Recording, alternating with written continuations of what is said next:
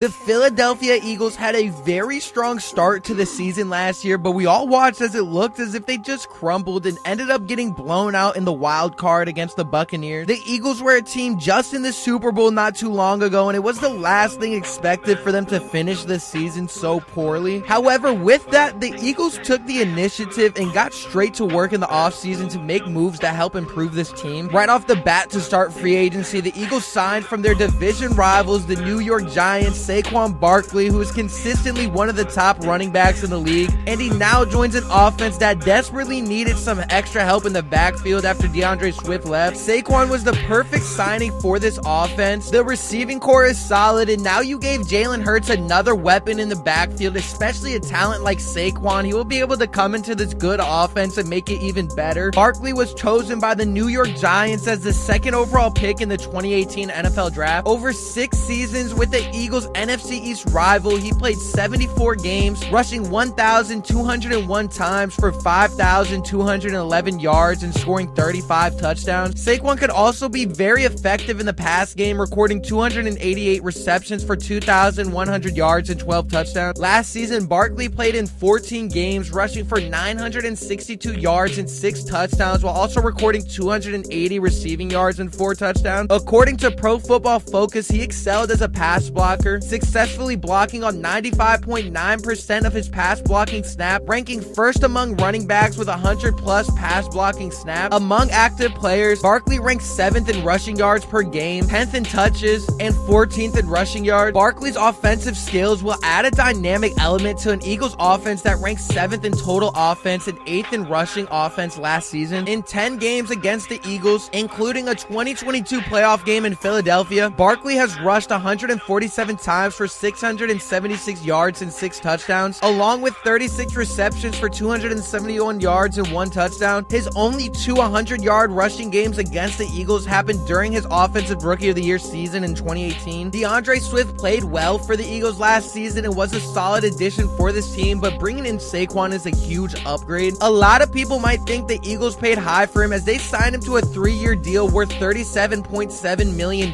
When Barkley entered free agency, it was wondered what teams would pay him, as some would say the market for running backs has dropped, but Saquon showed everyone that they can still get what they are worth. Teams have generally been hesitant to offer larger contracts to even the most productive running backs in recent seasons. The highest paid running back in the league, Christian McCaffrey, earns an average of $16 million per year. Only 6 running backs, including Barkley, earn more than $10 million a year. The top NFL receiver, Tyreek Hill, earns $30 million per year. He is one of 16 players making over $20 million per season on average. This shows what teams would rather invest and put big dollars into. But when you have a talent like Saquon, he doesn't want to lowball himself just because the market seems low, because realistically, Christian McCaffrey should be getting way more than what he is now. The Eagles also made some moves to help out their defense a ton. The Eagles made an early splash by signing the 25-year-old Bryce Huff to a $51.1 million deal. Huff is coming off a career-best season, recording 10 sacks, 10 tackles for loss, and 21 quarterback hits. He aims to make an immediate impact under new defensive coordinator Vic Fangio. Huff had modest production prior to last season, recording 7.5 sacks over his first 3 years in the league before his breakout in 2023. He has only started 7 games, all of which were in the 2021 season. Last season, Huff played 42% of the Jets snap, while Sweat and Reddick were on the field much more for the Eagles at 71% and 74%. It will be interesting to see how significant a role Philadelphia assigns to Huff and how he'll be able to manage it. Having spent the last 4 years with the Jets, Huff may have remained relatively unnoticed by the average fan, but without a doubt, he's a standout pass rusher. For those not familiar with Huff's performance, among defenders with at least 300 pass rushing snaps, Huff led in quarterback pressure rate at 21.8%, placing him in elite company with players like Micah Parsons, Josh Allen, and Trey Hendrickson. Roseman has focused on strengthening the defensive front in recent years, building a promising unit with a young core. As Huff approaches his 26th birthday next month, he will swap Jets green for Eagles green, continuing his remarkable journey from undrafted defender to highly paid quarterback hunter. The Eagles got another steal to help their defense when they signed linebacker Devin White on a 1-year deal worth $7.5 million.